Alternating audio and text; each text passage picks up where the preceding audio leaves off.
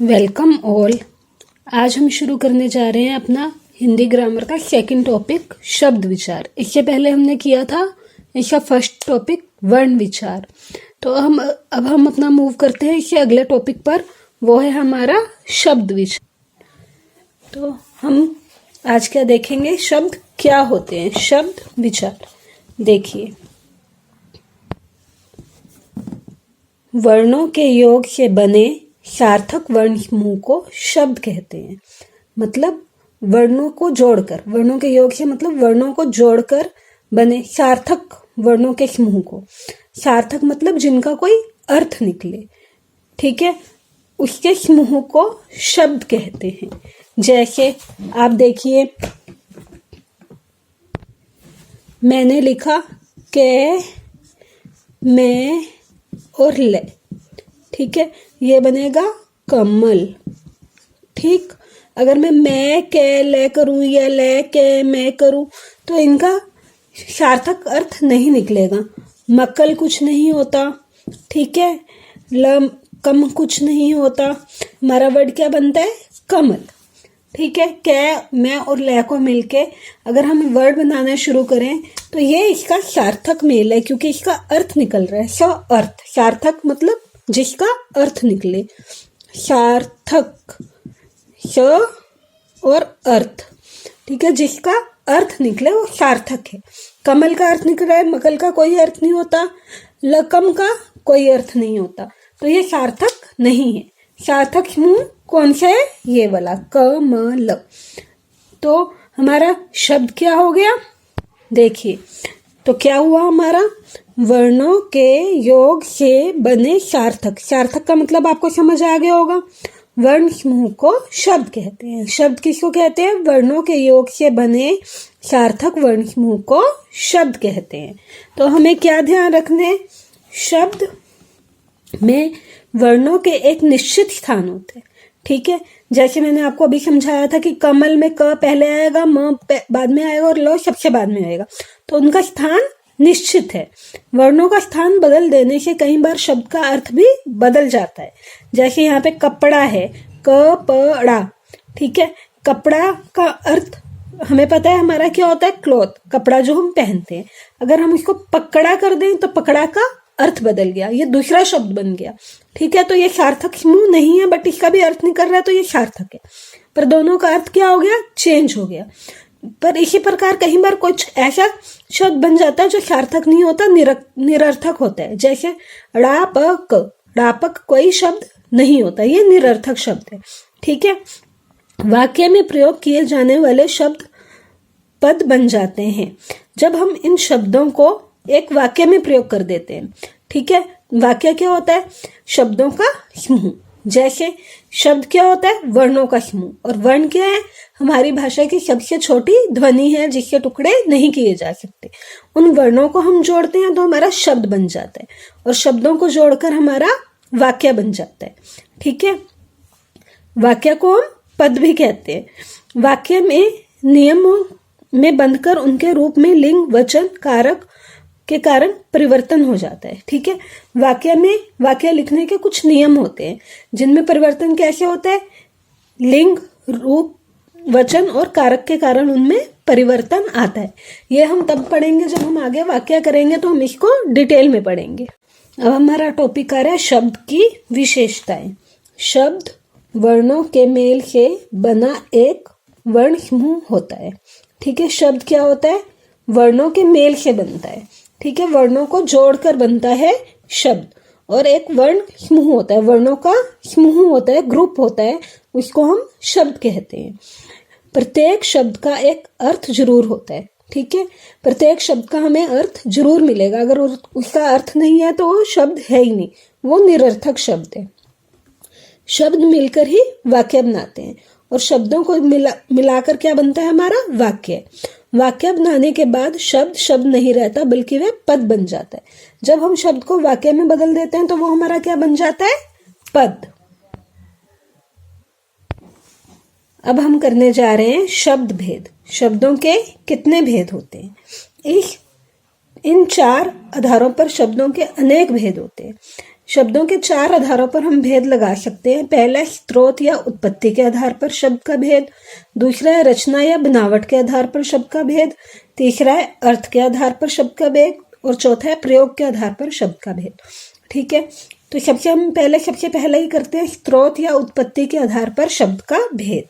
स्रोत के यहाँ मतलब है कि हिंदी भाषा में प्रयोग होने वाला कोई शब्द किसी भाषा में हिंदी में आया है। शब्दों का यह विभाजन शब्द की उत्पत्ति या विकास पर आधारित है, मतलब वो शब्द हिंदी में कहाँ से आया है। ठीक है, तो वो होता है उसका स्रोत या उत्पत्ति। स्रोत के आधार पर शब्दों को 5 भागों में बांटा गया है: तत्सम शब्द, तद्भव शब्द, देशज शब्द, विदेशज शब्द और संकर। ठीक है, तो सबसे पहले आ जाता है तत्सम शब्द। तत्सम शब्द कौन से होते हैं?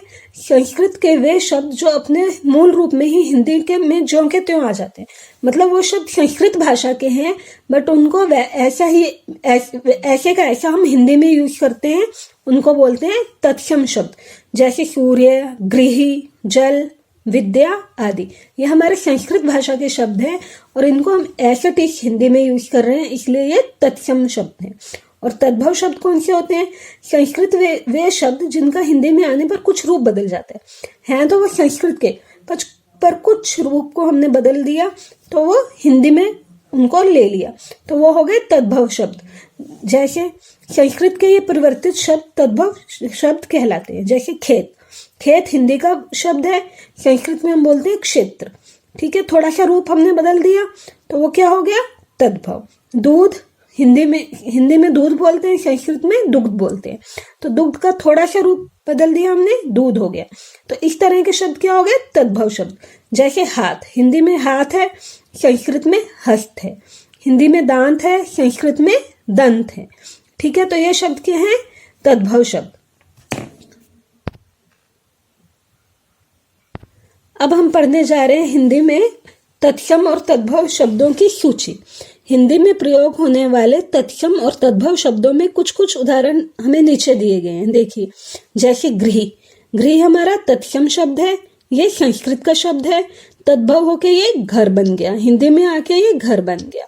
पत्र का पत्ता, मास का माह, ग्राम का गांव, दधी का दही, काक का कौवा, सूर्य का सूरज, करण का कान, नृत्य का नाच, मुख का मुंह, घृत का घी, सर्प का सांप, सप्त का सात, आम्र का आम, रात्रि का रात, मयूर का मोर, भ्राता का भाई, पंच का 5, अग्नि का आग, चंद्र का चांद। तो ये हमारे क्या है? ये हमारे तत्सम शब्द हैं जो संस्कृत के शब्द हैं और इनका रूप बदल गया, हिंदी में प्रयोग हो गए तो ये तद्भव बन गए। ठीक है, अब हमारे तीसरी तरह के शब्द हैं देशज शब्द। देशज का अर्थ होता है देश में पैदा हुए। ठीक है, जो शब्द संसार में प्रसिद्ध और प्रचलित हैं तथा विभिन्न भारतीय भाषाओं या प्रादेशिक बोलियों से हिंदी में आए हैं, मतलब जो हिंदी देश में ही, हमारे भारत देश के ही शब्द हैं पर वो शब्द किसी बोली से या प्रादेशिक भाषा से हमारी हिंदी भाषा में आए हैं, उनको हम कहते हैं देशज शब्द। जैसे खिड़की, पगड़ी, डोर, खुरपा, पेट, झाड़ू, ये सब क्या है? हमारे देशज शब्द हैं। और विदेशी शब्द या आगत शब्द कौन से हैं? वे शब्द जो अंग्रेजी, अरबी, फारसी, तुर्की, पुर्तगाली आदि विदेशी भाषाओं से हिंदी में आए हैं। जो इंडिया की भाषा से आए हैं हिंदी में वो देशज हो गए, और जो विदेशी भाषाएं जैसे इंग्लिश है, अरबी है, फारसी है, तुर्की है, पुर्तगाली है, जो भी विदेशी भाषाएं हैं उनके जो हिंदी में आए हैं वो विदेशी शब्द कहलाते हैं। जैसे डॉक्टर, टॉप, बटन, चाय, कैंची। ठीक है, ये सारे हमारे क्या है? विदेशी शब्द हैं। कुछ प्रसिद्ध विदेशी शब्द हमें नीचे भी दिए हुए हैं। जैसे जो इंग्लिश के हैं, इंग्लिश के कौन कौन से हैं? Bus, pen, school, station, master, fees, radio, gas, meter, machine, ticket आदि। फिर पुर्तगाली के जो शब्द हैं वो कौन कौन से हैं? प्याला, आलू, पिस्तौल, बाल्टी, तौलिया, पादरी, पलटन, साबुन, तंबाकू आदि। अरबी से कौन से आए हैं? गरीब, औरत, फकीर, किस्सा, हुक्म, कसूर, दौलत, दुनिया, अदालत। ठीक है, इस तरह के और भी बहुत शब्द हैं। अब फारसी से कौन से आए हैं? रुमाल, ज़मीन, जिंदगी, चश्मा, सिफारिश, अफसोस, मालिक, ईमानदार, किल्लत एक्सेट्रा आदि। तुर्की से कौन कौन से आए हैं? कालीन, लाश, ताश, तमाशा, गलीचा, कुली, काबू, दारोगा, बेगम आदि। चीनी से कौन कौन से हैं? चाय, लीची आदि। ठीक है, इसके बाद हमारा अगला संकर शब्द। संकर शब्द कौन से होते हैं? संकर शब्द होते हैं दो भाषाओं के शब्दों के मेल से बने शब्द संकर शब्द कहलाते हैं। जैसे एक किसी और भाषा का ले लिया, दूसरा शब्द किसी और भाषा का ले लिया, दोनों को मिलाकर एक शब्द बना दिया, उसको बोलते हैं संकर शब्द। जैसे फूल, दान, टिकट, घर आदि। ठीक है, अब संकर शब्दों के कुछ उदाहरण है। वर्ष, गांठ। वर्ष और गांठ। वर्ष संस्कृत का शब्द है, गांठ हिंदी का शब्द है, उससे नया शब्द बन गया वर्षगांठ। तो इस तरह के शब्दों को हम बोलते हैं संकर शब्द। जैसे रेल, यात्री। रेल इंग्लिश का शब्द है, यात्री संस्कृत का शब्द है, तो दोनों को मिलकर एक शब्द बन गया। किताब, घर। किताब अरबी का शब्द है और घर हिंदी का शब्द है। टिकट, घर। टिकट अंग्रेजी का शब्द है, घर हिंदी का शब्द है। फूल, दान। फूल हिंदी का शब्द है और दान फारसी का शब्द है। इस तरह से ये हमारे अलग अलग शब्द बन गए। अब इसका हमारा सेकंड पार्ट है रचना के आधार पर शब्दों। अभी हमने किया था उत्पत्ति के आधार पर शब्दों के भेद। अब हमारा सेकंड पार्ट आ रहा है रचना, यानी बनावट के आधार पर शब्दों के भेद। रचना के आधार पर शब्दों को दो वर्गों में बांटा गया, मूल या रूढ़ शब्द और दूसरा है व्युत्पन्न शब्द। ठीक है, व्युत्पन्न शब्द आगे दो प्रकार के होते हैं। मूल शब्द तो आपको नाम से ही क्लियर हो रहा है कि जैसा शब्द है वैसे का वैसा इस्तेमाल हो गया हिंदी का। अब व्युत्पन्न शब्द क्या है? व्युत्पन्न शब्द आगे दो प्रकार के होते हैं, यौगिक और योग रूढ़। ठीक है, तो रूढ़ शब्द, यौगिक शब्द, योग रूढ़ शब्द। ठीक है, यहाँ पे हमारे तीन हो गए, इसके यौगिक और योग रूढ़ तो इसके भेद हो गए। ठीक है, रूढ़ शब्द हमारा हो गया जो मेन शब्द है। ठीक है, तो इसके तीन भेद हो जाते हैं, रूढ़ शब्द, यौगिक शब्द और योग रूढ़ शब्द। ये किसके आधार पर हो गए? रचना के आधार पर। अब देखिए रूढ़ शब्द क्या होते हैं? जिन शब्दों के टुकड़े करने पर उनका कोई अर्थ नहीं निकलता और जो परंपरा से किसी विशेष अर्थ के लिए प्रयोग होते हैं, उन्हें रूढ़ शब्द कहते हैं। मतलब इन शब्दों को आप टुकड़ों में भी तोड़ दोगे तो उनका कोई अर्थ नहीं निकलेगा, वो टुकड़ों में टूटेंगे ही नहीं। जैसे फूल है, घोड़ा है, घर है, जल है, आज है, इस तरह के जो भी शब्द हैं इनको आप तोड़ भी दोगे। जैसे हमने फूल को तोड़ दिया, फू और ल हो गया, घर को तोड़ दिया, घ और र हो गया। तो तोड़ने पर इनका कोई अर्थ नहीं निकल रहा, ये सीधा हमारे क्या बन रहे हैं? वर्ण बन रहे हैं। ठीक है, तो इनका कोई अर्थ नहीं निकलता, तो इनको हम बोलते हैं रूढ़ शब्द। इस तरह के शब्द कौन से हो गए? रूढ़ शब्द। ठीक है, अब हमारा आ जाता है यौगिक शब्द। यौगिक शब्द क्या होते हैं? यौगिक शब्द हमारे होते हैं जो शब्द दो या दो से अधिक शब्दों के मेल से बनते हैं और जिनके टुकड़े करने पर उन दोनों टुकड़ों का अर्थ निकलता है। ठीक है, मतलब दो टुकड़े कर देंगे तो हम दोनों टुकड़ों का अर्थ निकलेगा, उनको बोलेंगे यौगिक शब्द। ठीक है, जैसे हिमालय, हिम और आलय। हिम क्या होता है? हिम हमारा होता है बर्फ, आलय हमारा होता है जहाँ पे बर्फ मिले हमें। ठीक है, तो हिम और आलय मिलकर बन गया हिमालय। राज और महल। राज क्या होता है? राजा का। महल, तो दोनों शब्दों का महल क्या होता है? रहने की, राजा का रहने का घर। ठीक है, तो वो क्या बन गया? राजमहल। तो दोनों शब्दों का अर्थ है, राज का भी अलग अर्थ है, महल का अलग अर्थ है। विद्यालय, विद्या और आलय, विद्या का घर। ठीक है, पाठशाला, पुस्तकालय। इनमें अगर हम इनको शब्दों को तोड़ देंगे तो दोनों शब्दों का अलग अलग अर्थ निकलेगा। इन शब्दों में दोनों खंडों का अपना अपना अर्थ है, अतः ये शब्द क्या है? यौगिक शब्द। इसी तरह से जैसे राजपुत्र हो गया, क्रीड़ा क्षेत्र हो गया, छात्रावास हो गया, विद्यार्थी हो गया, ये शब्द क्या है? इस तरह के जितने भी शब्द हैं वो हमारे यौगिक शब्द हैं। अब हमारी आ जाती है योग रूढ़। योग रूढ़ क्या होता है? चलिए अब हम योग रूढ़ को भी देख लेते हैं।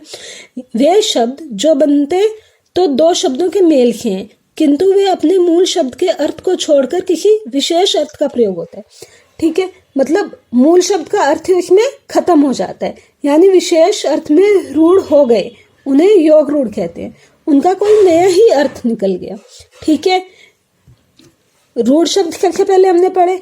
रूढ़ शब्द वो होते हैं जिनके टुकड़े होकर उनका अर्थ खत्म हो जाता है। फिर हमने पढ़ा यौगिक शब्द। यौगिक शब्द कौन से होते हैं? जो दो रूढ़ शब्दों को मिलकर बनते हैं और उनमें दोनों शब्दों का अर्थ होता है और उसी से वो अर्थ निकलता है उसका। अब योग रूढ़ कौन से हो गए? वो बनते तो दो शब्दों को जोड़कर हैं, बट उनसे कोई तीसरा ही अर्थ निकलता है। जैसे पीतांबर, पीला अंबर। पीला अंबर किसका होता है? पीले वस्त्र कौन पहनता है? कृष्ण भगवान। तो पीतांबर का एक अर्थ और हो गया कृष्ण भगवान। जलज, जल में पैदा हुआ। जल जमा जो, जलज जो जल में पैदा हुआ, वो क्या है? कमल। इसका भी तीसरा अर्थ हो गया। ठीक है, पंकज, पंकज क्या होता है? इसके बाद हमारा आ जाता है चार पाई। चार जिसके पाए हैं वो क्या होती है? चार पाई। अब चार जिसके पैर हैं, बट यहाँ पे तीसरा अर्थ क्या निकल गया इसमें? हमारे जो बैठने के लिए काम आती है, जिसको हम मंजी भी बोलते हैं। ठीक है, दशानन, दश है आनंद, दश है सिर जिसके, दश है मुख जिसके, वो कौन है? रावण। तो यहाँ क्या हो रहा है? जिन वर्ड्स को दो वर्ड हम जोड़ रहे हैं और उनको जोड़कर कोई तीसरा मतलब निकल रहा है, वो हमारे होते हैं योग रूढ़ शब्द।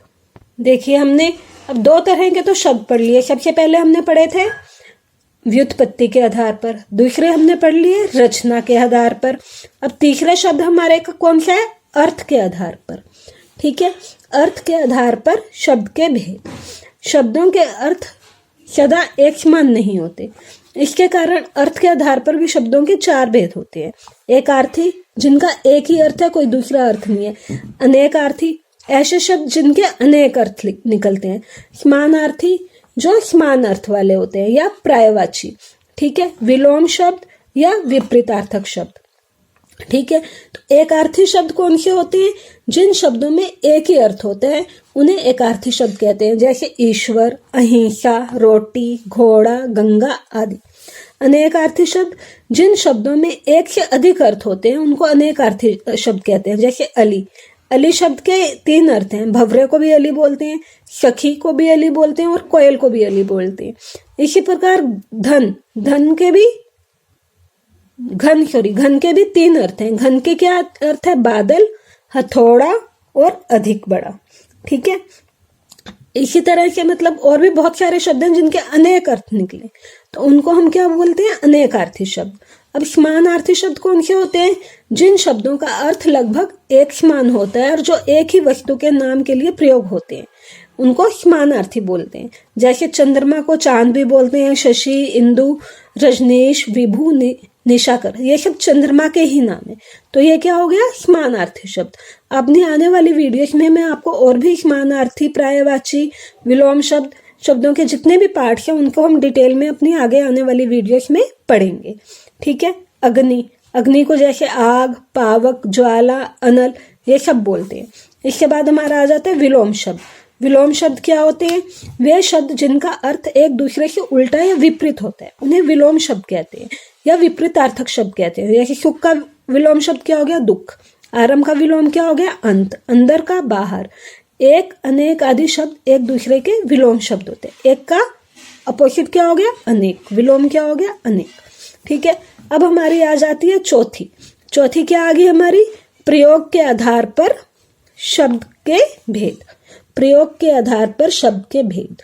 वाक्य में प्रयोग के आधार पर शब्द के दो प्रकार के भेद होते हैं, विकारी शब्द और अविकारी शब्द। विकारी शब्द कौन से होते हैं? वाक्य में प्रयोग किए जाने वाले पर लिंग, वचन, कारक आदि के कारण जिन शब्दों का रूप परिवर्तन हो जाता है। मतलब लिंग, वचन और कारक आने से जिन शब्दों के रूप में चेंज आ जाता है उन्हें हम बोलते हैं विकारी। मतलब उनमें विकार उत्पन्न हो गया, तो वो हो गए विकारी शब्द। वो कौन कौन से उसमें कौन विकारी शब्द में कौन कौन से आ जाते हैं? संज्ञा, सर्वनाम, विशेषण और क्रिया। इनमें हमारा चेंज हो जाता है। जैसे बच्चा, बच्चा खेल रहा है, अगर हम बच्चे बोलेंगे, बच्चे खेल रहे हैं, वाक्य बदल गया। बच्चों मत खेलो, बच्चियां खेल रही हैं, तो कुछ थोड़ा बहुत उसमें चेंज आ गया। ठीक है, सर्वनाम शब्द क्या होते हैं? जो संज्ञा के स्थान पर। इन सबको हम डिटेल में अपनी आने वाली वीडियोस में मैं आपको इनकी डिटेल सबकी बताऊंगी। ठीक है, विशेषण शब्द जो किसी की विशेषता बताते हैं, क्रिया शब्द जो कोई काम हम करते हैं वो क्रिया शब्द में आते हैं। तो आने वाली वीडियोस में इनको हम डिटेल में पढ़ेंगे। ये सब हमारे किस में आ जाते हैं? विकारी शब्द में। मतलब लिंग, वचन, कारक आदि का इन पर फर्क पड़ता है, इनमें बदलाव आ जाता है। अब हमारे आगे अविकारी शब्द। अविकारी शब्द कौन से होते हैं? वाक्य में प्रयोग किए जाने पर लिंग, वचन, कारक आदि के कारण जिन शब्दों में कोई परिवर्तन नहीं होता, अर्थात वो हमेशा वैसे के वैसे रहते हैं, उन्हें हम अविकारी शब्द कहते हैं। यह 4 प्रकार के होते हैं। क्रिया विशेषण। क्रिया विशेषण कौन से होते हैं? जो क्रिया की विशेषता बताते हैं, जैसे अचानक, धीरे धीरे, उधर आदि। समुच्चय आदि बोधक। समुच्चय आदि बोधक कौन से होते हैं? किंतु, परंतु, अन्यथा, इस तरह के जो शब्द होते हैं वो समुच्चय आदि बोधक होते हैं। संबंध, जो किसी के साथ संबंध बताते हैं, के, आगे के, पीछे के, बिना। ठीक है, विस्मय आदि बोधक, जिसमें हम हैरानी बताते हैं, वाह, हाय, उफ आदि। ठीक है, और इन शब्दों को भी मैं आपको डिटेल में आने वाली वीडियोस में बताऊंगी। ठीक है, तो विकारी एवं अविकारी शब्दों का भी हम आगे आने वाली वीडियोस में आपको मैं डिटेल इनकी भी बताऊंगी। तो अब हमें कुछ पॉइंट ध्यान में रखते हैं। वो पॉइंट क्या है? सबसे पहले आगे हमारा वर्णों के सार्थक समूह को शब्द कहते हैं। वाक्य में प्रयोग होने पर शब्द पद बन जाता है। शब्दों के वर्गीकरण के 4 आधार हैं। स्रोत का आधार पहला। ठीक है, स्रोत मतलब उत्पत्ति का आधार। दूसरा रचना का आधार। तीसरा अर्थ का आधार। और चौथा प्रयोग का आधार। और इनको हम डिटेल में पढ़ चुके हैं, आशा आपको समझ आ गया होगा। स्रोत के आधार पर वर्ग के 5 भेद हमने पढ़े थे। कौन कौन से? तथ्य, तद्धमम, देशज, विदेशज और संकर। ठीक है, और रचना के आधार पर हमने 3 भेद पढ़े थे, रूढ़, यौगिक और योग रूढ़। अर्थ के आधार पर हमने 4 भेद पढ़े थे, एकार्थी, अनेकार्थी, समानार्थी और विपरीतार्थक। प्रयोग के आधार पर हमने 2 भेद पढ़े, विकारी और अविकारी। और इनकी भी पूरी डिटेल में आपको अपने आने वाले वीडियोस में जरूर बताऊंगी। आशा है कि आपको चैप्टर समझ आ गया होगा। अब आप अपनी बुक खोलिए और इस चैप्टर से रिलेटेड क्वेश्चन कीजिए, और जाते जाते मेरी वीडियो को लाइक भी कर दीजिए। अगर आपको अच्छी लगी तो अपने फ्रेंड्स के साथ भी शेयर कर दीजिए, ताकि उनको भी समझ आ जाए। और मेरे चैनल को सब्सक्राइब कर दीजिए, ताकि आने वाली वीडियो की नोटिफिकेशन आपको मिलती रहे। Thanks for watching.